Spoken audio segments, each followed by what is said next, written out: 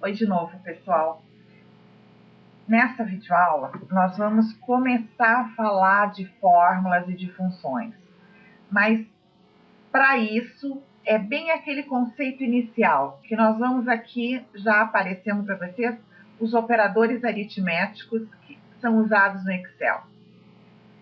Os operadores, para quem ainda não conhece, são de soma, subtração, multiplicação, que é o nosso asterisco, divisão, que é a barra, e potenciação, que é o sinal circunflexo.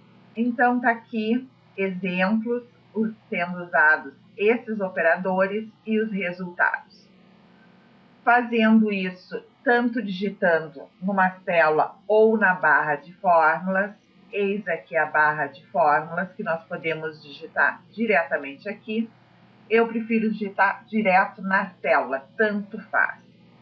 Então, qualquer fórmula, como vocês podem ver pelo exemplo, vocês têm que começar com o sinal de igual. Começando com o sinal de igual, o Excel entende que tu quer calcular alguma coisa. Vou colocar 10 vezes 5, entra 50, certo? O que eu estou fazendo? Estou digitando valores numa fórmula. Se começou com sinal de igual, é uma fórmula. Essa fórmula não está usando nenhuma função do Excel, simplesmente estou digitando valores. Esses valores nós podemos chamar de constantes. Por quê? Se eu puxar essas fórmulas para baixo ou para o lado, o valor se mantém. É 10 vezes 5 o tempo todo. Então, são constantes. Quando que não é constante? Nós chamamos, então, de variável. As variáveis são referências a células e que essas, sim, mudam. E nós vamos ver isso em seguida. Estou deletando aqui. Aqui do ladinho, eu botei uns valores básicos para a gente entender o que significa fazer operações se referindo a células. Então, se eu quiser somar a primeira linha dessa minha pequena tabela, eu vou começar com o sinal de igual, vou selecionar a célula do primeiro valor, já está aparecendo ali F5. Vou inserir o sinal de mais, vou selecionar a célula ao lado, G5, vou inserir o sinal de mais, vou selecionar a célula seguinte, H5, e dou Enter. Pronto, fiz uma fórmula básica, onde eu estou somando 3 células, valores de 3 células. Eu posso fazer outra, começando com o sinal de igual. Vou somar a primeira célula com a célula de baixo, vou subtrair a outra célula, e tudo isso dividido pela última célula. Então, eu vou selecionando as células que contêm os valores e a fórmula vai sendo feita na edição. Dou Enter. O que aconteceu aqui? Primeiro, é importante vocês lembrarem da matemática do colégio, que se vocês estiverem misturando soma, subtração com divisão, o que faz primeiro? Primeiro a divisão. Então, aqui, o valor de F7 está sendo dividido pelo valor de F8, e este resultado está sendo subtraído de FC5 mais FC6, ok?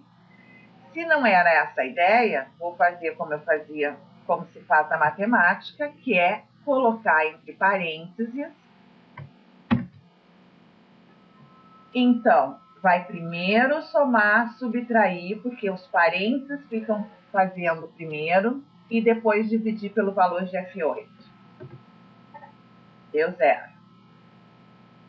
Viram a diferença? Então tá, matemática básica, gente. Tanto vocês podem digitar valores, como vocês podem se referir a células, valores das células. Quando a gente se refere a valor da célula, nós estamos dizendo, se mudar o valor dessa célula, que eu vou botar aqui 10, por exemplo, os valores, os resultados onde a fórmula se refere a essa célula, também mudam. Vou mudar aqui para 5. Este resultado mudou porque se refere a ela. Então, não são constantes, são variáveis, porque os valores podem variar. Até aqui tudo bem? Que bom. Quando eu seleciono a minha fórmula, tanto na barra de fórmulas como dentro da célula, vocês conseguem visualizar que existem cores para cada célula que eu estou me referindo? Azul, verde e lilás? Pois é para dizer que essa é a célula azul, a verde e a lilás. O Excel coloca as bordas nas cores que se refere ao endereço da célula. Isso facilita muito na hora de ter que confirmar valores, de ter que buscar problemas numa fórmula maior. Agora, se eu estou aqui com F, selecionando, estou somando a primeira linha, 10 mais 5 mais 20. O que vai acontecer se eu trouxer essa fórmula para baixo? Estou trazendo aqui, trouxe uma linha abaixo. Aqui era F5, G5, H5, uma linha abaixo. O Excel entende que eu estou somando também uma linha abaixo da minha tabela. Coloca F6, G6, H6. Mais uma linha. Ele soma de baixo e assim por diante. Ele vai trazendo o endereço conforme eu vou trazendo a fórmula. A continuação disso é onde nós vamos começar a falar de referências relativas, mistas e absolutas, vai ficar para a próxima aula. Até daqui a pouco.